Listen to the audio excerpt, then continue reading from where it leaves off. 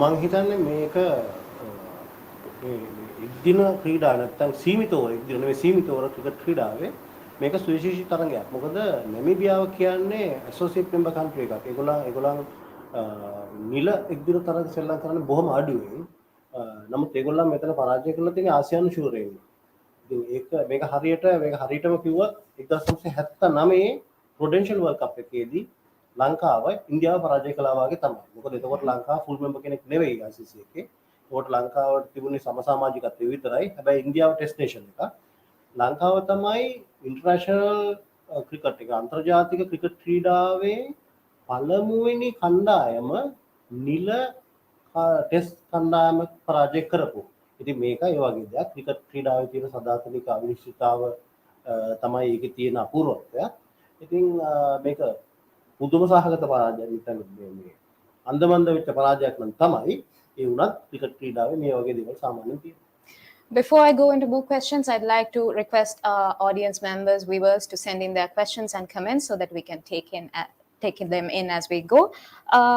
Daminda, ayat mga hanang, where do you think Sri Lanka lost the game today? Ada apita atwecha parajaya mone wage sadaka hindada siddha wune? අපිට ප්‍රධානම කාරණාව උනේ ඒගොල්ලන්ගේ ඉනිමේ අන්තිම over 4දී අපිට ගහපු ලකුණු 57.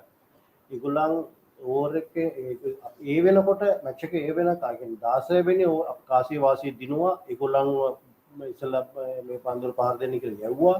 ඊළඟ ඕවර් 16ක් වෙනකන් ඕවර් ඒ කියන්නේ ඩෙත් ඕවර්ස් එහෙම නැත්නම් ඉනිමග්ගීසේ තියෙන ඕවර් ටික පටන් ගන්නකම් අපේ කට්ටිය මැච් එක සම්පූර්ණයෙන්ම තමුන්ගේ පාලනය තියාගෙන හිටියා. තරගයේ පාලනය තියාගෙන හිටියා.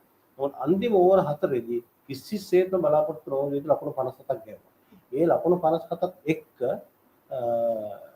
මේ විශාල පීඩනයක් මෙතනදී විශ්ලේෂණ කියනවා මේ ලකුණු මෙතනදී මේ පිටණිය මේ ජීරෝන් පිටණියේ දෙපැත්ත ටිකක් ආසන්නයි ගන්න පුළුවන්.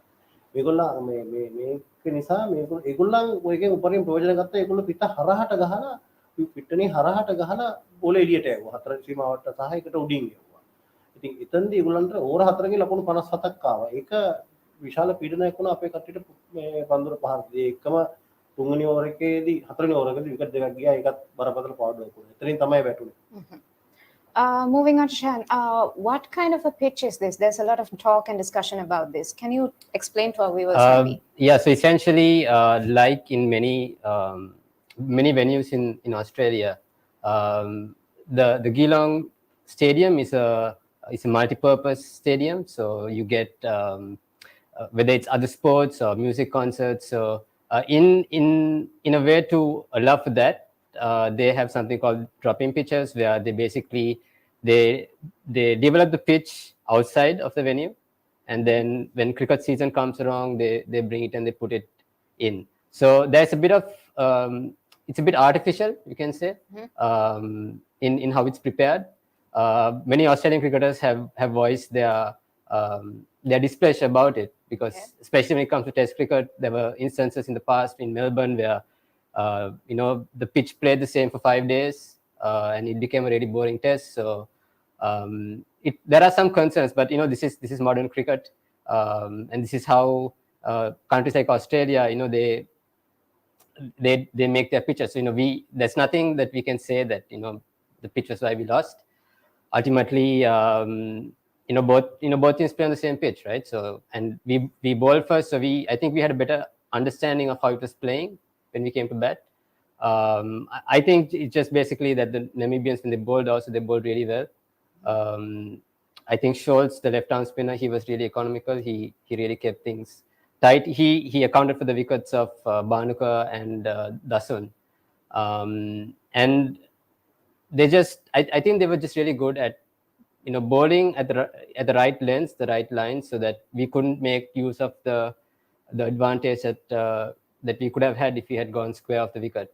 But yeah, ultimately, while the pitches are artificial, I think it's just part of the game, and we just need to accept that we didn't play really well today, and we were the second best team. What has Sri Lanka's experience been like in pitches like this? We did play at this venue, I think in 2017. That's the only international match that has been played at this venue. And we beat Australia. It was a really close game. Asila Gunaratne played a blinder. He really dug us out of a hole in that game, but it's not something we've experienced a lot, I would say. But I mean, as professional cricketers, you play on what you're given. You can't blame the conditions for defeat. I think you have something to add to that as well. අපේ කණ්ඩායම මේ අලුත් weather එකට ක්ලයිමටයිස් වෙන්න ගොඩක් effort එකක් ගත්තා මහන්සියක් ගත්තා මේ වගේ සාධක කොහොමද බලපාන්නේ තරගෙට? මේ අන්තර්ජාතික කණ්ඩායමක් කිව්වහම දැන් ඔකලාට ඉස්සර කාලේ ඒ කියන්නේ 80 ගණන් වල මුල හරිය නම් අපි පිටරටකට සෙල්ලම් කරන්න ගියාම අපි හුඟක් වෙලාට කියනවා මේ තත්ත්වයට හුරු වෙන්න ඕනේ අරකද මේකද ඔය වගේ කතන්දර කියනවා. නමුත් දැන් එහෙම කියන්න බෑ. ඒකට හේතුව මේ ඉන්න ක්‍රීඩකයෝ ලෝකෙ හැමතැනම ෆ්‍රැන්චයිස් ක්‍රිකට් ගන්නවා. එතකොට ෆ්‍රැන්චයිස් ක්‍රිකට් වලට මේ කාලගුණය බලපාන්නේ නැද්ද? ඒකට බලපානවා. ඒකින්ද කාලගුණයේ කතන්දරේ නම් දැන් කොහෙත්ම අදාළ නැහැ. මේ හැබැයි මෙහෙම එකක් තියෙනවා දැන් ඔය විකට් එක ගැන කිව්වම මේ ශහන් කිව්වා වගේ ඔය ඩ්‍රොප් ඉන් පිටසල අපේ ගහලා නැත්තේ නෑ. ගහලා තියෙනවා. ඒක අලුත් දෙයක් නෙවෙයි. ඒක හැබැයි ඉතින් අර ඒකේ තියෙන තැන් වල වෙනස් වෙනවා. දැන් සමහර වෙලාවට දැන් අද මැච් එකේ කවුරු හරි කිව්වොත් දැන් එහෙමනම් අච්චර අමාරුවෙන් අර මේ ධනංජයර කැච් එක ඇල්ලුවේ කොහොමද? ඒක ඉර මූණට එද්දි. අච්චර අමාරුවෙන් අල්ලුවේ. ඒකම තමයි ඒක. වෘත්තීය ක්‍රිකට් ක්‍රීඩකයන්ට නිදහසට කරුණු කීමේ අවස්ථාවක් නැහැ. හැබැයි ඉතින් අද දවසේ අපි තීරුම් ගන්න ඕන අපිට වැරදුනේ මේ කාලගුණයේ හින්දා, ක්‍රිකට් එකේ හින්දා, ඒ මොකක්වත් හින්දා නෙමෙයි. අර අන්තිම ඕවර 4 දුන්න ලකුණු ගන්න වෙයි. All right. A reminder once again to our viewers to send in your thoughts, comments, and questions for our cricket journalists over here. We will try our best to answer them with the limited time that we've got. Let's ask you another question, Shehan.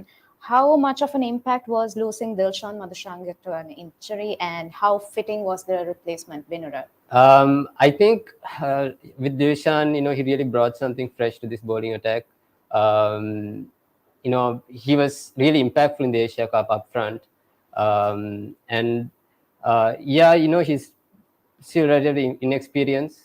He's just starting out, but I think that variety was missing today. We didn't have a left-arm fast bowler today. In terms of Wijesuriya, I think Wijesuriya, doesn't really have the same skill set as Madhusanga, but I think he is someone who's experienced. He's played in these conditions before, so I think having him will it will be a benefit. And I think he should fit right into the fast bowling unit. Speaking of the Asia Cup, Daminda, Asia Cup එක ජයග්‍රහණය කරපුව එකත් එක්ක අපේ කණ්ඩායමට මොකක් හරි pressure එකක් තියෙනවා කියලා හිතනවාද මේ වෙලාවේ? ඒක ප්‍රෙෂර් එකකට වඩා මම හිතන්නේ එතනදී කණ්ඩායම කෙරෙහි තිබුණ අපේක්ෂා නැත්නම් බලාපොරොත්තු හුඟක් වැඩි වුණා. ඒක ප්‍රෙෂර් එකට වඩා මම දකින්නේ මේ විදිහයි. දැන් විශේෂයෙන් ආසියානු කුසලාන් තරඟාවලියේදී පළවෙනි සුදුසුකම් ලැබීමේ තරඟයේදීම අපි දරුණු විදිහට පරාජය වුණා ඇෆ්ගනිස්තානයට. දරුණු විදිහට පරාජය වුණා. නමුත් එතනින් පස්සේ අපි ටීම් එක ඇවිල්ලා වටේට ඔක්කොමලට ගාලා ඉන්දියාවට ගාලා පාකිස්තානට දෙපාරක් ගාලා කුසලානේ දිනාගත්තා. එතකොට අපේ විශේෂයෙන්ම කියන්න ඕනේ මේකේ ඊටාම ඍජු සම්බන්ධයක් තියෙනවා ලංකාවේ දැනටත් පවතින ආර්ථික සහ අනිකුත් අර්බුදවලට. මොකද මිනිස්සු මේ දරුණු ආර්ථික අර්බුදයෙන් දරුණු අනිකුත් දේශපාලනික ආර්ථික විතරක් නෙමෙයි දේශපාලනික සහ ආහාරමය අනිකුත් සියලුම ආකාරයේ අර්ථයෙන් හිම්මත් වෙලා හිටපු මිනිස්සුන්ට මේ ආසියානු කුසලාන් ජයග්‍රහණය හිතා ගන්න බැරි දෙයක් වුණා. ඉතින් මිනිස්සු ඒකෙන් ලොකු ඒකට විශාල තක්සේරුවක් දුන්නා. ඒ කියන්නේ ඒකට ලොකු අගයක් දුන්නා. උදාහරණයකට කියනවා නම් ආසියානු කුසලාන්නේ දිනාගෙන ලංකාවට ආපු කණ්ඩායමට හම්බුනේ මේ වර්ල්ඩ් කප් එක දිනා ගන්න ආපු කණ්ඩායමට හම්බෙච්ච පිළිගැනීම. මේ මම වතාවක් මගේ මිත්‍රයෙක්ගෙන් එහෙම දැන් බැලලා කප් එක වර්ල්ඩ් කප් එක දුන්නොත් මොකද්ද දෙන්නේ කියලා. ඒ වගේ මේ අන්න එහෙම එකක්. ඒක එතන යම්කිසි ආකාරයක අධිතක්සේරුවක් වුණා කියලා කියන්න මට සිද්ධ වෙනවා අකමැත්තෙන් වුණා. දැන් අපිට අපේ ප්‍රේක්ෂකයන්ගෙන් උතන අදහසක් තමයි අපේ කණ්ඩායම ඉන්නවා අධිතක්සේරුවක කියලා. ඔවුන්ගේ විශ්වාසය පිළිබඳව.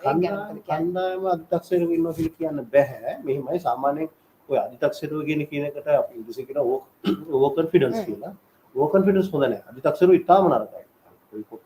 කොයි කාරණේ සම්බන්ධයෙන් වුණත් අධිතක්සේරුව ඉතාම නරකයි. හැබැයි අපේ කණ්ඩායම එහෙම ඉන්නවා කියලා මම හිතන්නේ නැහැ. මෙහෙම දෙයක් තියෙනවා. මෙතන ඉන්නවා ලංකාවේ මේ වෙනකොට තෝරා ගන්න පුළුවන් හොඳම 10 15 දෙනා නැත්නම් 16 දෙනා. ඒ තුන්වත් දෙනකොට අමතක වෙච්ච කාරණාවක් තමයි ඔය කණ්ඩායමේ ඉන්න මොන දෙන්න මේ වෙනකොට ලංකාවේ ඉන්නේ. ඒ තමයි කුසල් ජනිත් පෙරේරා සහ අවිෂ්ක ෆර්නෑන්ඩ්. ඔය දෙන්නටම ඕනම වෙලාවක ඕනම T20 මැච් එකක 100ක් ගහන්න පුළුවන් දෙන්නේ. ඒ දෙන්නම විවිධ ශාරීරික ආබාධ නිසා ඒගොල්ලෝ එළියේ ඉන්නේ. ඒක අසනීප වෙලා ස්වාමීක වෙනකන් ඉන්නේ. ඉතින් ඒ නිසා කණ්ඩායම කෙරේ විශ්වාසයක් තියෙනවා. ඒක ඉතාම හොඳයි. කණ්ඩායමට දැන් අපි තරගයකට යනකොට අපි දන්නවා අපි හරියට කියන්නේ නැමීබියාවත් එක්ක සෙල්ලම් කරන ඕස්ට්‍රේලියාවත් එක්ක සෙල්ලම් කරන මේ මැච් එක අපිට දිනන්න පුළුවන්. ඒ විශ්වාසීයත්වය ඇතුව යන්න ඕන. ඇතුව මේ පරාජිත මානසිකත්වයෙන් එතනට ගිහිල්ලා මේ තරග කරන්න බෑ. ඒක හොඳයි. ඒක අදි탁සිරුව නෙවෙයි. Let's go to a question from our audience. Tharanga Arangala is asking about the inclusion of Charit Asalanka in our team or someone else to play the crucial role of the number 3 batsman. Shehan, would you like to answer that? I think with Asalanka at that point, I think he did deserve, or he needed a break at that point. I think he was seeing that pressure, failure after failure was taking a toll on him, and it was really affecting his batting when he went out there. So, look, I think you saw what he could do in the last World Cup, that game against Bangladesh, how he and Bhanuka were so instrumental in us winning that game. So I think I mean, we don't know what kind of a mindset he's in at the moment, but just from watching him, he seems someone who's always ready to go. He's always ready to accept the challenge. The challenge now being he needs to find his way back into the team. And I think maybe, I mean, we've seen Danushka play for the last, or Danishka as he's calling himself now. The last few matches he hasn't really contributed much with the bat. I think maybe there needs to be a conversation about possibly bringing Charit Asalanka back into the team in his place. Daminda, what do you think? මේ තියෙන team එක දැන් අපිට අතුනේ අනපේක්ෂිත පරාජයක් කියලා අපිට හිතන්න පුළුවන්. ඒ වුණාට මේ ටීම් එකේ මොන හරි changes වෙන්න ඕනේද නැත්නම් මේ ටීම් එක changes නැතුව අපි ඉදිරියට යන්න ඕනේද ඊළඟ තරගවලට? මේ වගේ අනපේක්ෂිත පරාජයන් වලදී විශේෂයෙන්ම කණ්ඩායම වෙනස් කරන්න යන නරකයි. මොකද මේ වගේ අනපේක්ෂිත පරාජයන් වල කණ්ඩායම වෙනස් කරොත් ඒක කණ්ඩායම ඇතුලේ තියෙන බැඳීමට සහ කණ්ඩායම ඇතුලේ තියෙන එකමුතු භාවයට යම්කිසි ආකාරයක බලපෑමක් වෙනවා.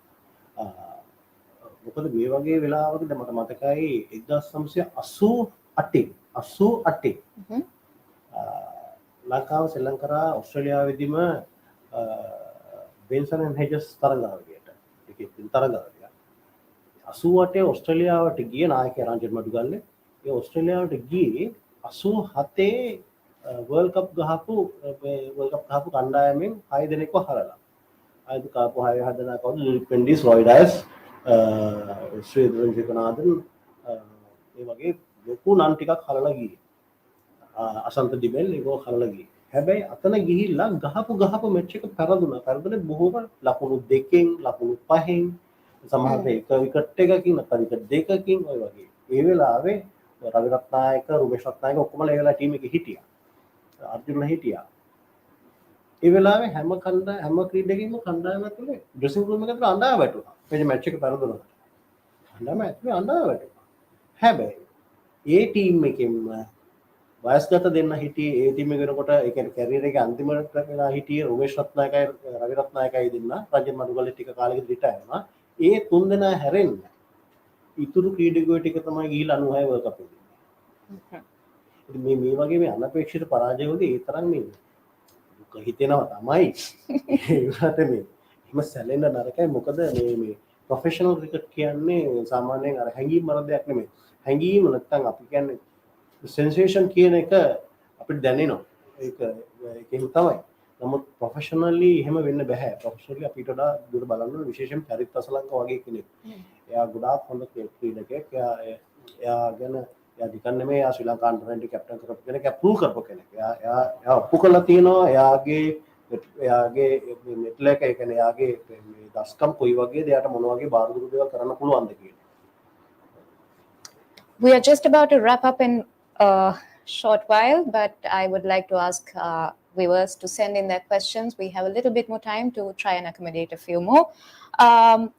The inclusion of Charita Asalanka, Danushka Gunatilaka's form, these are the questions that our audience members are really trying to get some answers from. But What do you think Sri Lanka's approach should be for the next game? Again, the next game is against Netherlands. What do you think Sri Lanka's strategy should be at this point? I don't think they need to really change much. If we have had success recently. We came into this game winning 5 on the trot, which was considering the record before that, where we had I think won only 2 matches in the 10 T20s before the Asia Cup. So I mean we got a pattern going. I don't think we should panic too much. I think it's maybe 1 or 2 changes, but nothing beyond that. I don't think, while it's a surprise that we lost in Namibia, I don't think, I mean, T20 cricket is the format that, that bridges the gap between teams, between the really, the good teams and the associate teams. And I mean, we've seen on a number of occasions T20 cricket throwing up these kinds of results. But it's not lost yet. We still have 2 games to go. If we win both games, I think we'll be able to control our destiny in the first round. I think the only concern may be the net run rate. But again, if we win the next 2 matches, I think we should be able to scrape through. I mean, worst case as a second best, but I think next 2 games, if we can show how good we really are. And we are not. I don't think today is a reflection of this team. I think this team is much better than how they performed today. And I think now with the result, they are also, I guess, a bit more. They have a better understanding of this drop-in pitch that they're playing on. So yeah, I think it's just continue doing what they've been doing in the last month or so at the Asia Cup. Stick to that game plan. There's something working there. I think you stick to that. And the results will come if they really are able to execute their plans, which Dasun Chanaka said after the game was something that they didn't do. Okay. Daminda, my final question. දැන් අද තරගේ result එකත් එක්ක ඉස්සරහට අපි කොයි විදිහටද අපේ future එක තීරණාත්මකයි ඒක ගැන අපේ ප්‍රේක්ෂකයන්ට පොඩ්ඩක් පහදලා දුන්නොත් අද තරගය ඉවරයි. අද තරගය ගැන ආයේ ඒ ගැන මේ උරාට වඩා කරදර වෙන්න නැත්නම් හිත කරදර කරගන්න යන්න ඕන නැහැ. හැබැයි අර ශහන් කිව්වා වාගේ අපිට net run rate එක නැත්නම් ශුද්ධ ලකුණු වේගය ප්‍රශ්නයක් වෙන්න ඉඩ තියෙනවා. ඉඩ තියෙන නැහැ ප්‍රශ්නයක් වෙනවා. අදයක් නැහැ. මොකද ලකුණු 108යි අපි ගැහුවේ. ඉතින් ඔය ලකුණු 108 බෙදෙන්නේ 20. ඉතින් ඒ හින්දා net run rate එක අපිට සෑහෙන ප්‍රශ්නයක් වෙනවා. ඒක ඔළුවේ තියාගන්න ඕනේ තමයි. හැබැයි ඔය ඒකත් උඩට ඔළුවට දාගත්තොත් එහෙම ඒකත් ප්‍රශ්නයක් වෙනවා. මොකද මට හොඳට මතකයි 2003 ලෝක කුසලාන තරංගාවලියේදී අපිට තිබුණා මැච් එකක් කෙන්යාවත් එක්ක කෙන්යාවේදී. කෙන්යාව එතකොට තාමත් මේ තියෙන රටක් නෙවෙයිනේ. මේ කෙන්යාවත් එක්ක තියෙන තරගදී අපි හැවුම් කරේ මොකද ගිහිල්ලා පුළුවන් තරම් හයියෙන් ගහන්න කියලා. මේකේ අපි පුළුවන් තරම් net run rate එක හදාගමු ගමන් කියලා පුළුවන් තරම් හයියෙන් ගහන්න. අන්තිමෝනේ මැච් එක. මේ ඉතින් ඒ වගේ දේවල් වෙනවා. ඉතින් ඒකින්ද මේක තවත් එක තරගයක් හැටියට අමතක කරලා දාලා ඊළඟට තියෙන මැච් එක අපි දන්නවා හොඳටම නෙදර්ලන්ත කියන්නේ ඒ කියන්නේ සීසන් කණ්ඩ ඒ කියන්නේ හොඳට පළපුරුදු කණ්ඩායමක්. ඒගොල්ලන් ආධුනික කණ්ඩායමක් නෙවෙයි. ඉතින් ඒ හින්දා ඒගොල්ලන්ගේ තියෙන දුර්වලතා මේ ශක්තිමත් තැන් දිහා බලලා ඒවට උත්තර හොයාගෙන අපේ තියෙන දුර්වලතා ශක්තිමත් තැන් බලලා ඒවට උත්තර හොයාගෙන තමයි යන්න ඕන. හැබැයි වැදගත් දෙයක් කියන්න තියෙනවා ඒකම දැන් ශාන්කෝගේ අපි මැච් 5ක් එක දිගට දෙලා ඉන්නේ. මේ හැවිලි කියන පරදුනේ. ඔන්නෝක තමයි මේ ක්‍රිකට් ක්‍රීඩාවේ තියෙන ඊළඟ කාරණය. හැරිලා බැලුවොත් ලෝකේ ඔකට හිතපු ගමන් කියන ඉන්වින්සිබල් ටීම්ස් කියලා. ඒ කියන්නේ පරාජය කරන්නම බෑ කියලා හිතන කණ්ඩායම. ඕවා තියෙනවා 40 ගණන් වලින් දැන් තියෙනවා. ඒ කියන්නේ වන් බැට්මන්ගේ කාලේ තමයි තියෙනවා. ඉතින් පහුගිය කාලේ බැලුවොත් ස්ටීව් වෝගේ ඕස්ට්‍රේලියා ටීම් එකේ පෙරදිලක් තියෙනවා. රිකි පොන්ටින්ගේ ඕස්ට්‍රේලියා ටීම් එකේ පෙරදිලක් තියෙනවා. කවුද ජෝ රූට්ගේ ඉංග්ලන්ඩ් ටීම් එකේ පෙරදිලක් තියෙනවා. ඒ වගේ ඒ කොච්චර හොඳ දස්කම් එක දිගට තියාගෙන හිටියත් එක තැනකදී පොඩ්ඩක් වැටෙනවා. එහෙම දෙයක් වෙනවා ඒක ක්‍රිකට් වල හැටි. හැබැයි ඒ අතින් බලනකොට මම හිතනවා අද තරංගයේදී මේ පරාජය එකතකට අපිට වාසිදායකයි. මොකද අපි මේ ටික ඔක්කොම ගහගෙන ගිහිල්ලා අඩින් තරංගයේදී පරදිනවට වඩා උදාහරණයකට කියනකොට ඔක 1992 කුස්ලාම් තරංගයේදී අරවින්ද කිව්වා වඩා වැදගත් වෙන්න තරංගාවලිය පටන් ගන්න විදිය නෙවෙයි. වඩා වැදගත් වෙන තරංගාවලිය ඉවර කරන්නේ කොහොමද කියන එක. ඒ කියන්නේ උඩ තියෙන මැච් ටික ඔක්කොම දිනාගෙන ගිහිල්ලා සෙමි ෆයිනල් එක පෙරදුනට ඇති වැඩක් නැහැ. මැච් එකත් දෙකක් පෙරදුනට කමක් නැහැ. හැබැයි සෙමි ෆයිනල් එකක් දාලා ෆයිනල් එකක් ගහ ගන්න පුළුවන් ඒක තමයි වැඩි. දැන් 92 පාකිස්තාන් ටීමේට උනේ ඒක තමයි. පාකිස්තාන් ටීම උදේ ලොකු වේලාසන මැච් ටික ඔක්කොම දින්නේ නැහැ. ඒක දෙකක් පෙරදි හිටියා. හැබැයි ගිහලා සෙමි ෆයිනල් එකේදී අර ඉන්සමාමුල්ගේ ලකුණු 63 හින්දා සෙමි එක දින්නා. ඊට පස්සේ ෆයිනල් එක දින්නා. ඒ වගේ. ගඩාව දෙකක් වෙන්නේ ටූර්නමන්ට් එක පටන් ගන්න විදිය නෙමෙයි ටූර්නමන්ට් එක ඉවර කරන විදිය කොහොමද? Right. I think we have one question coming in from an audience member. Sachika Kavinde is asking if Sri Lanka should be concerned about the Netherlands bowling attack. Shehan. I mean, like Daminda said, the Dutch are a seasoned team. You know, they've played World Cups for a long time now, whether it's a 50-over format or the T20 format. I think, I'm in the sense that, you know, teams don't get to this tournament unless they have some quality. I still think that our bats, at least going from what we saw at the Asia Cup, I think our batsmen, you know, are capable of beating any bowling attack. But I think, like Daminda said, I think it's good that we lost now. I think it gives us a reality check as to where we really are at the moment. We're at a World Cup where there are no easy games. So I think if you treat the Dutch with respect, and we don't, maybe if there was any complacency in this game, maybe we can, you know, we realize that this is where we are now, we can't be complacent, and maybe that will, you know, trigger something positive among these players into the next game. I think, I mean, we are more than able to beat the Dutch, but again, I hope they learn the lesson from this and carry that forward for the rest of the tournament. We have another question coming in. I'd like to direct this one to Daminda from Bala Reginald. It's about the role of Mahela Jayawardena as the coaching consultant. He has some concerns about this. What are your thoughts on this? මේ consultant කියන චරිතය නැත්නම් උපදේශක කියන චරිතය ගැන හුඟක් දෙනා දන්නේ මං කියන්නේ ක්‍රිකට් පුහුණුකරුවෙක් නැත්නම් ක්‍රිකට් කන්සල්ටන්ට් කෙනෙක් හැටියට නෙවෙයි. ඒක ගැන දන්නේ බොහොම දෙනා අඩුවෙන්. මොකද ඒ ගැන මේ ඔතන කාරණාව තියෙන්නේ ඒගොල්ලෝ පිට්ටනිය කණ්ඩායමත් එක්ක ඉන්නේ නැහැ. මේ පිට්ටනිය කණ්ඩායමත් එක්ක ඉන්නවා කියන්නේ පිට්ටනිය කණ්ඩායමත් එක්ක පේනි ඉන්නේ නැහැ. ඒගොල්ලන්න්නේ තිරෙන් පිටිපස්සේ ඉඳන් ගොඩක් දේ සැලසුම් කරන එක. ඔක තේරුම් ගන්න ලේසිම ක්‍රමය තමයි මේ ලස්සන සින්දුවක් ලියන කෙනෙක් කවදාකවත් ටීවී එකේ වෙලා සින්දුව කියන්නෙත් නැහැ. ඒකට මියුසික් දාන්නෙත් නැහැ. එයා බොහොම වැත්ත කරලා යනවා හොඳට කාලේ අරන් තමයි එයා හොඳ සින්දුව ලියන්නේ. ඒ වගේ තමයි. ඒ වගේ නැත්තම් අපි හිතමු හොඳ චිත්‍රපටයක් හදන කෙනෙක් තිර නාටක ස්ක්‍රිප්ට් රයිටර් කෙනෙක්. ස්ක්‍රිප්ට් රයිටර් කෙනෙක් එළියට එන්නේ නැහැ. කවුරුත් දැකලවත් නැහැ ස්ක්‍රිප්ට් රයිටර් එකේ මූණ කොහෙද කොයි වගේද කියලා. හැබැයි ඕනම චිත්‍රපටයක් නැත්තම් නාට්‍යයක් එහෙම නැත්තම් මේ ටෙලිඩ්‍රාමා එක හොඳ වෙන්නේ ඒ ස්ක්‍රිප්ට් එකේ තියෙන නැත්නම් ඒ පිටපතේ තියෙන මේ හොඳකම මත. මේ කන්සල්ටන්ට්ගේ ජොබ් එක තන ඒ වගේ තමයි. එයා තමයි පිටිපස්සේ ඉඳලා සම්පූර්ණ ස්ට්‍රැටජි එක දෙන්නේ. එයාට පැත්ත කරලා බලගෙන එයාට පේනවා මෙතන මේකයි වුනේ, මෙතන මේකයි වුනේ, මෙතන මේකයි වුනේ. එයා කරන්නේ එයාගේ view points එක නැත්නම් එයාගේ දෘෂ්ටි කෝණය එයා දකින්න දේවල් ටික එයා කෝච්ට ෆීඩ් කරනවා. එතකොට කෝච් තමයි ඒකත් එක්ක බලලා මේත් එක්ක සාකච්ඡා කළා හරි අපි මේකක්ද මේකට කරන්නේ කියලා. දැන් උදාහරණයකට දැන් අපි අද මැච් එක ගනිමුකෝ.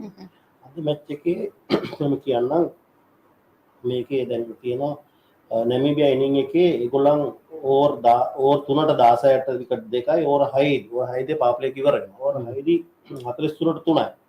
හැබැයි ඕවර් 6 ඉඳලා 10 වෙනකම් මේගොල්ලෝ ඕවර් 4කට ගහන්නේ ලකුණු 16යි. ඒ කියන්නේ අපේ හොඳ බෝල් කරලා තියෙනවා. තව හොඳ බෝල් කරලා. අපිට වරදින්නේ අර අන්තිම ඕවර් 4 ගුටි කාප්ටේ. අනේ ඒ වගේ කන්සල්ටන්ට් කෙනෙකුගේ කාර්යභාරය වෙනස්. ඒක කෙනෙකුට බලලා එළියෙන් බලලා කියන්න බෑ මේක හොඳයි මේක නරකයි නැත්නම් මෙයා හොඳයි මෙයා නරකයි කියලා.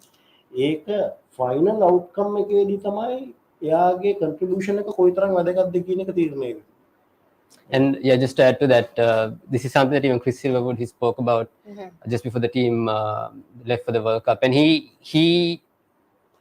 wanted Mahela there in the sense that he knew that Mahela has a lot of experience. He's played in all the top, or he's coached in the top, whether it's a IPL or the 100. He has a vast experience which Chris Silverwood was eager to learn from. And like Daminda said, like I don't see a reality where Mahela's strategies are what are forcing the team. I think he himself respects the authority that Chris Silverwood has with the team, and I think Chris Silverwood also is open to hearing these suggestions and seeing how he can incorporate it into